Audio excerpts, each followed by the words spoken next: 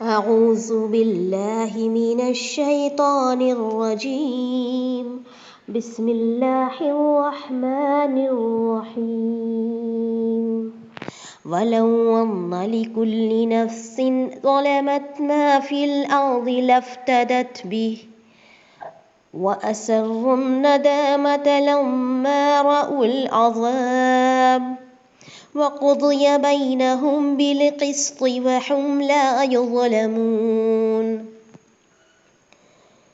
ألا إن لله ما في السماوات والأرض ألا إن وعد الله حق ولكن أكثرهم لا يعلمون هو يحيي ويميت وإلیہ ترجعون۔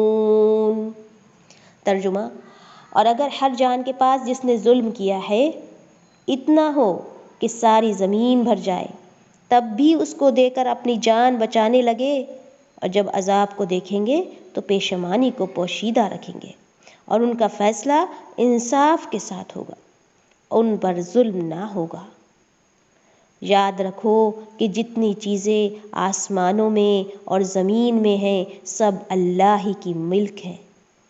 یاد رکھو کہ اللہ کا وعدہ سچا ہے، لیکن بہت سے لوگ علم ہی نہیں رکھتے۔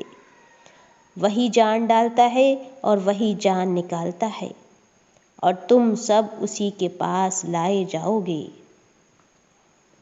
دیکھیے، میں نے اس سے پہلی آیت کو تھوڑا سا آپ کو واضح کر دیا تھا کہ انسان کا نفس جو ہے وہ گروی ہے اس دنیا میں۔ اب اس کے بعد جو ہے اسی بات کو سمجھنے کے لیے آپ دیکھیے اگلی آیت ہے، اللہ تعالیٰ نے کیا فرمایا ہے، اور اگر ہر جان کے پاس جس نے ظلم کیا ہے اتنا ہو کہ ساری زمین بھر جائے تب بھی اس کو دے کر اپنی جان بچانے لگے، تو یعنی نہیں بچا سکتا۔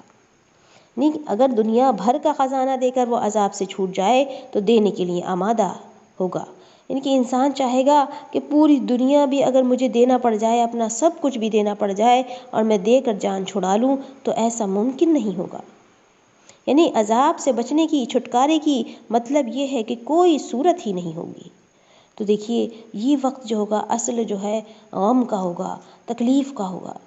ہم اس دنیا کی تکلیفوں کو کتنا بڑا سمجھتے ہیں، اور ایک پریشانی اگر آ جائے تو ایسے ہو جاتے ہیں اور اس سے سب کچھ متاثر ہو جاتا ہے، یعنی کہ ہماری نمازیں اور ہمارے بہت سارے اور کام متاثر ہو جاتے ہیں، اور ہم اس کو یہ سمجھتے ہیں کیونکہ ہمارا ایمان اتنا قوی نہیں ہے کہ توکل اتنا زیادہ ہو اللہ کی ذات پر، کہ یہ سوچ لیں کہ یہ تکلیف تو کچھ بھی نہیں ہے، آخرت کی تکلیف اصل تکلیف ہے۔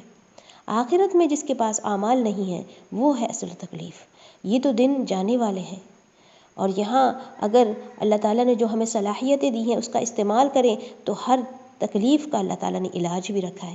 صرف اپنے انسان صبر کے ساتھ، حوصلے کے ساتھ اور اس کے لیے دعا کرتا رہے اور اس کی کوشش میں لگا رہے تو ہر مشکل آسان ہو جاتی ہے۔ لیکن یہ مشکل، اس کا کوئی بھی جو ہے آلٹرنیٹ نہیں کہ آپ یہ کہیں کہ اس دن کے لیے جو ہے کیا ہے، اعمال نہ بھی کروں تو کچھ اور طریقے سے بچ جاؤں گا، نہیں۔ یہاں جو ہے اعمال ہی ہیں آخرت میں، جو اس زندگی میں کامیاب ہو کر گیا ہے وہ آخرت میں کامیاب ہوگا۔ تو اصل کامیابی دنیا کے ساتھ ساتھ آخرت کی کامیابی ہے۔ اس لیے دیکھیے مختلف جو دعائیں ہیں آپ دیکھیے اس میں کیا کہا گیا، ربنا آتنا فی الدنیا حسنہ وفی الآخرۃ حسنہ، یعنی بھلائیاں دونوں جہان کی۔ تو ہم جب بھی دنیا میں کچھ حاصل ہو ہمیشہ یہ سوچ لیا کریں کہ اس کے ذریعے کیا میری آخرت بھی سنورے گی، صرف دنیا کا فائدہ حاصل نہ ہو بلکہ وہ فائدہ آخرت کے لیے ہماری زاد راہ بن جائے۔ پھر آپ دیکھیے یہاں کہا گیا کہ جب وہ عذاب کو دیکھیں گے تو پیشمانی کو پوشیدہ رکھیں گے اور ان کا فیصلہ انصاف کے ساتھ ہوگا۔ اللہ تعالیٰ فرما رہے ہیں کہ یہ نہ سمجھو کہ تمہارے ساتھ ظلم کیا جائے گا، وَهُمْ لَا يُظْلَمُونَ، کوئی زیادتی نہیں کی جائے گی، جو کرو گے وہ حاصل ہوگا۔ اب دیکھیے آپ دنیا میں بھی اسی طرح کے رول پر زندگی ہماری چل رہی ہیں، جو ہم اپنے آپ کو فائدہ دینے کے لیے کوششیں کرتے ہیں، کہیں نہ کہیں ہمیں اس کا فائدہ ضرور حاصل ہو رہا ہے۔ اگر آپ دنیا کے کچھ اصول ہیں کہ صبح کو جلدی اٹھیے، جو اللہ تعالیٰ نے بھی ہمارے لیے جو ہے سنت سے ثابت ہے، تو آپ دیکھیے جو احکام قرآن مجید میں ہیں اور جو دنیا میں فائدے کی چیزیں ہیں، وہ انسان جو کوشش کرتا ہے اسے مل جاتا ہے۔ تو دنیا میں بھی اللہ تعالیٰ ہمیں دیتے ہیں، عطا فرماتے ہیں ہماری کوشش کے مطابق، تو وہاں پر آخرت میں ہم یہ سوچیں ہمارے پر ظلم ہونا شروع ہو جائے گا، نہیں، بلکہ جو بھی انسان نے اعمال کیے ہوں گے اس کے مطابق اللہ تعالیٰ فیصلہ فرمائیں گے۔ پھر کیا ہے کہ جتنی بھی چیزیں آسمان اور زمین میں ہیں، اب یہاں پر اللہ تعالیٰ کی کبریائی، اس کی حمد و ثنا اور اس کی کائنات میں جو ہے اس کی جو خلقت ہے، اس کی جو قوت، طاقت، کاریگری کام کر رہی ہے، اس کی طرف اشارہ کیا ہے کہ یہ آسمان اور زمین کو دیکھو، یاد رکھو۔ الا، دیکھیے یہاں پر جو الا کا الفاظ ہے، الا کے لیے جو ہے مطلب ہے مراد خبردار، یعنی کہ یہ یاد رکھو کہ جتنی بھی چیزیں ہیں سب کیا ہے، اللہ کے لیے ہیں، اسی کی ہیں ملکیت۔ پھر الا ان وعد اللہ حق، دوسری بات کہ جب یہ آسمان اور زمین تمہیں کسی کا نظر نہیں آتا تو اس کا وعدہ تمہیں کیا جھوٹا نظر آتا ہے؟ اتنی بڑے آسمان اور زمین کو بنانے والا، کیا وہ اپنے وعدے میں سچا نہیں ہوگا؟ نہیں، ان وعد اللہ حق، بے شک وہ سچا ہے، کوئی اس میں جو ہے ذرا سی بھی زیادتی نہیں کہ اس نے جو آسمان و زمین جس باریکی، جس لطائف کے ساتھ بنایا ہے، وہ سب کچھ کر دینے پر قادر ہے۔ وَلَكِنَّ أَكْثَرَهُمْ لَا يَعْلَمُونَ، لیکن اکثریت علم نہیں رکھتی۔ اصل علم کیا ہے یہاں پر؟ اصل علم یہ جاننا نہیں ہے کہ آسمان اور زمین ہے، بلکہ یہ جاننا یہ کس کا ہے، کس کی قوت ہے، وہ مجھ پر قادر ہے، یہ اصل علم ہے۔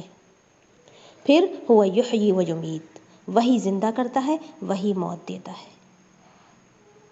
سب سے بڑی قوت اگر آپ غور کریں تو زندگی اور موت ہے۔ حالانکہ دنیا میں جو بھی آپ کو جو بھی چیز نظر آئے وہ کس کی بنائی ہوئی ہے، یہ بھی برحق ہے کہ وہ کسی کی بنائی ہوئی نہیں مگر صرف اللہ تعالیٰ کی ذات۔ یعنی کہ پھلوں کو غور کریے، سبزیوں کو غور کریے، پتھروں پر غور کریے، پانی پر غور کریے، پانی کے چلنے کو غور کریے، پانی کے بہنے کو غور کریے، تو یہ ساری جو پانی آ رہا ہے آبشار سے، یعنی کہ واٹر فالز دیکھیے، بہت ساری چیزوں پر غور کریے، تو یہ بھی واقعی کسی کا ہاتھ نہیں۔ اس کے علاوہ زندگی سب سے بڑی چیز ہے، زندگی کوئی نہیں دے سکتا مگر صرف اللہ تعالیٰ۔ یہ انسان دیکھتا ہے لیکن پھر بھی اپنے رب کائنات کو بھول جاتا ہے۔ اور موت، کس طرح سے موت آتی ہے، انسان بے بس ہو جاتا ہے، بچا نہیں سکتا اپنے کو، اور کچھ اپنی جان دے کر بھی اس کی جان نہیں بچا سکتا۔ تو یہ جو زندگی اور موت کے فیصلے ہیں، یہ واقعی اللہ نے ایسے اپنی قوت اور طاقت میں جو ہے اختیار میں لے رکھے ہیں کہ انسان اگر غور کر لے تو بیدار ہو جائے، اللہ کی ذات پر ایسا یقین کامل ہو جائے کہ اپنی آخرت کے لیے تیار ہو جائے کہ یہ زندگی کیا چیز ہے، ایک بلاوا آ جائے تو کیسے جانا ہے ہمیں۔ وَإِلَيْهِ تُرْجَعُونَ، اللہ تعالیٰ فرماتے ہیں تم واپس کیے جاؤ گے، لوٹائے جاؤ گے۔ تو یہ جو ہے اس نے حساب و کتاب کے لیے جو ایک دن جو مقرر کیا ہوا ہے اسے کون ڈال سکتا ہے؟ یقیناً اللہ کا وعدہ سچا ہے کہ وہ ایک دن ضرور آئے گا، ہر نیک و بد کو اس کے عمل کے مطابق جزا اور سزا دی جائے گی۔ تو یہ ہے تفسیر سے، تو آپ تفسیر سے بھی غور کیا، اور واقعی یہ ہمارے لیے جو ہے سبق ہے۔ آپ دیکھیے کون سا دن ایسا نہیں ہوتا، ہم ہر دوسرے تیسرے دن کسی نہ کسی کی خبر سن لیتے ہیں، انتقال کی اور زندگی کی بھی خبر ہم سنتے رہتے ہیں۔ اللہ تعالیٰ ہمیں اچھی خبریں سنائے، اور ہمارا جب بھی بلاوا آئے اللہ تعالیٰ ہمیں تیار کر لے بہترین موت کے لیے۔ اللہم بارک لنا فی الموت وفی ما بعد الموت، اللہ تعالیٰ ہمیں موت کی سختیوں سے بچائے۔ اور اس کے لیے میں کہوں گی، دیکھو ایک بار میں نے آپ سے اور کہا تھا، شاید آپ نے مجھے یاد نہیں دلایا، تشہد کے بعد ایک دعا ہے جس میں 4 چیزوں سے پناہ مانگی گئی ہے، عذاب قبر سے، فتنۃ المسیح الدجال سے، اس طرح سے 4 چیزیں ہیں، تو وہ ضرور میں آپ سے کہوں گی تشہد کے بعد وہ دعا ضرور شامل کر لیں۔